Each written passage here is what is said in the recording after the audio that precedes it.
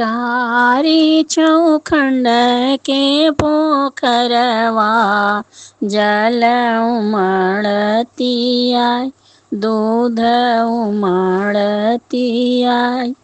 चार चौखंड के पोखरवा जल उमड़ल आय, दूध उमड़ल आय।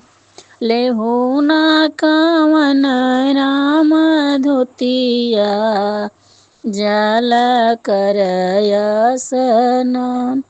बनना कवन राम कहरिया, दौरा घाटे पहुँच।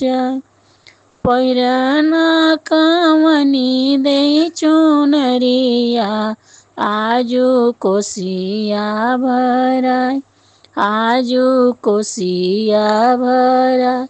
चारी चौखंड के पोखरवा जल उमड़ल आय, दूध उमड़ल